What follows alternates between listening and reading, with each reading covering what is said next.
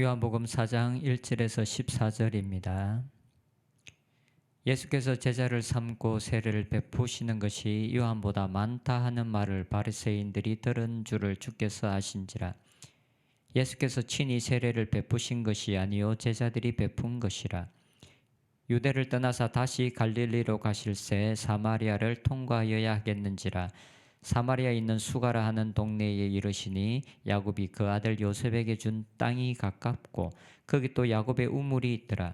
예수께서 길 가시다가 피곤하여 우물 곁에 그대로 앉으시니 때가 6시쯤 되었더라. 사마리아 여자 한 사람이 물을 기르러 왔음에 예수께서 물을 좀 달라 하시니 이는 제자들이 먹을 것을 사러 그 동네에 들어갔음이러라. 사마리아 여자가 이르되 당신은 유대인으로서 어찌 사마리아 여자인 나에게 물을 달라 하나이까 하니 이는 유대인이 사마리아인과 상종하지 아니함이러라. 예수께서 대답하여 이르시되 내가 만일 하나님의 선물과 또 내게 물 좀 달라 하는 이가 누구인 줄 알았더라면 내가 그에게 구하였을 것이요 그가 생수를 내게 주었으리라.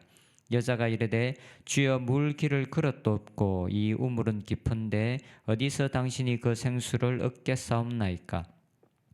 우리 조상 야곱이 이 우물을 우리에게 주셨고 또 여기서 자기와 자기 아들들과 짐승이 다 마셨는데 당신이 야곱보다 더 크니까.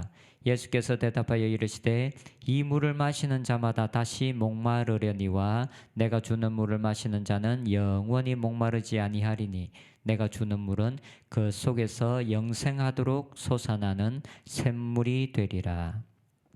아멘. 예수님의 사역 초기에 유대 지역에서의 사역을 통해서 많은 사람들이 예수님을 믿게 되었고 예수님께 와서 세례를 받았습니다. 그런데 이 소식을 바리새인들이 듣게 되어서 예수님은 갈릴리로 향하게 되었다라고 말합니다. 1절에 예수께서 제자를 삼고 세례를 베푸시는 것이 요한보다 많다 하는 말을 바리새인들이 들은 줄을 주께서 아신지라. 바리새인들은 세례 요한의 사역에도 부정적이었을 뿐만 아니라 예수님의 사역에도 부정적이었을 것입니다. 그래서 예수님은 우선 바리새인들과의 마찰을 피하고 갈릴리 사역에 집중하기 위해서 유대 지역을 떠나 갈릴리로 향하십니다. 유대 지역에서 갈릴리로 가려면 일반적으로 두 가지 길이 있었습니다. 한 가지 길은 사마리아를 통과하는 것입니다. 사마리아를 통과하면 훨씬 빠르게 갈릴리로 갈 수 있습니다. 하지만 그 당시 유대인들은 사마리아 사람들과 사이가 좋지 않았고 사마리아 사람들을 이방인들보다도 더 좋지 않게 생각하고 있었습니다. 그래서 그들은 갈릴리로 갈 때나 그리고 갈릴리에서 예루살렘으로 갈 때 사마리아를 거치지 않고 요단강을 건너서 가는 먼 길을 선택하는 것이 일반적이었습니다. 그런데 오늘 본문에서 예수님은 사마리아를 통과하십니다. 그리고 이곳에서 오늘 본문에 나오는 사마리아 여인을 만나십니다. 그리고 그 여인에게 물을 좀 달라라는 요청과 함께 그 여인과의 대화를 이어가십니다. 그 당시 유대인들과 사마리아인들은 서로 간에 굉장히 깊은 적대감을 가지고 있었습니다. 그리고 남자가 또한 알지 못하는 여인에게 말을 거는 것 또한 굉장히 이례적인 것이었습니다. 그래서 이 여인은 사마리아 여인인 나에게 어찌 물을 달라고 하나이까? 라고 묻습니다. 그래서 예수님은 그 여인에게 생수에 대해서 말씀하십니다. 10절에 보면 네가 만일 하나님의 선물과 또 내게 물 좀 달라 하는 이가 누구인 줄 알았더라면 내가 그에게 구하였을 것이요 그가 생수를 내게 주었으리라. 예수님은 지금 이 여인이 알지 못하는 두 가지 것에 대해서 말씀합니다. 한 가지는 네가 알지 못하는 하나님의 선물이며 그리고 또 다른 한 가지는 지금 물을 달라고 하는 그 분이 누구인지 네가 알지 못한다라고 말씀하십니다. 그러면서 예수님은 하나님의 선물이 바로 생수인 것과 그리고 지금 자신과 이야기하고 있는 예수님이 바로 생수를 주실 수 있는 분이라는 것을 말씀합니다. 이 예수님의 말씀은 이 여인뿐만 아니라 모든 사람들에게도 동일한 진리입니다. 사람들에게 필요한 것은 생수입니다. 예수님께서 생수에 대해서 말씀하셨을 때 이 여인은 이 말을 이해하지 못했습니다. 그래서 지금 자신이 필요로 하고 예수님께서도 달라고 요청하였던 자신들 앞에 있는 야곱의 우물에 대해서 이야기합니다. 12절에 보면 우리 조상 야곱이 이 우물을 우리에게 주셨고 또 여기서 자기와 자기의 아들들과 짐승이 다 마셨는데 당신이 야곱보다 크니까. 야곱의 우물은 성경에는 구체적으로 언급되어져 있지 않지만 구전을 통해서 야곱이 팠던 우물이라고 전해지고 있습니다. 2000년 가까이 이어서 내려온 굉장히 오래된 우물입니다. 여인이 말하는 것처럼 이 우물은 야곱과 그의 아들들과 짐승들이 마셨을 것입니다. 그리고 지금까지 이 우물을 통해서 수많은 사람들과 짐승들이 혜택을 입은 우물입니다. 우리가 잘 알고 있는 것처럼 고대 근동 지역에서 우물은 생명과도 같은 것이었습니다. 이 우물을 통해서 사람들이 살 수 있었고 그리고 짐승들이 살 수 있었습니다. 그 당시 사람들에게 물이란 곧 생명이었습니다. 그래서 우물을 소유하고 있다는 것은 굉장한 안정감과 그리고 부를 소유하고 있는 것과 같은 것이었습니다.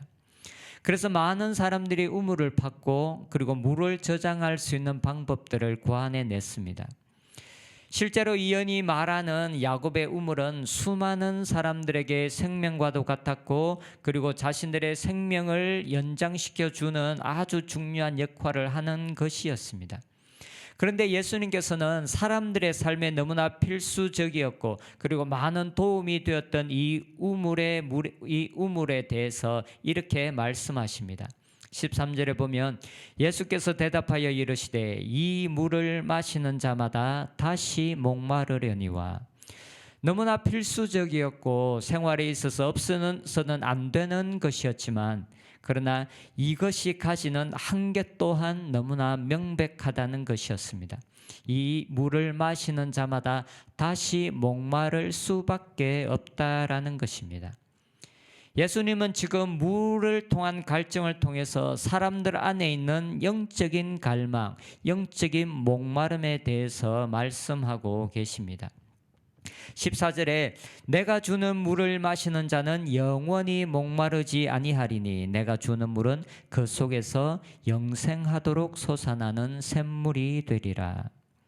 사람들에게 있는 갈급함은 영생에 대한 갈급함입니다. 그래서 전도서에서는 하나님께서는 사람들에게 영원을 사모하는 마음을 주셨다라고 고백하고 있습니다. 모든 사람들의 마음에는 이 영원을 사모하는 마음, 영생을 사모하는 마음이 있습니다.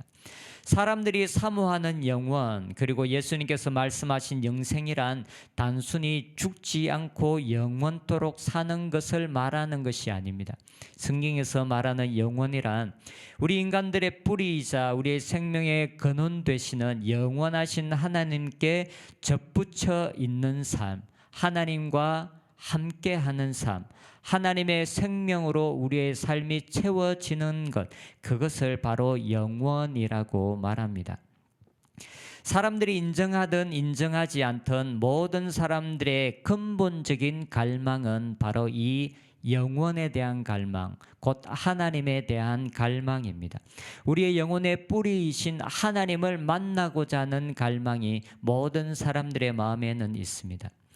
이 세상의 물이 잠시는 우리의 목마름을 채울 수 있는 것처럼 채우는 것처럼 세상에서 우리들이 추구하고 갈망하는 것들은 잠시는 우리의 목마름을, 우리의 어떤 영적인 갈망을 채워줄 수 있는 것처럼 느껴지기도 합니다.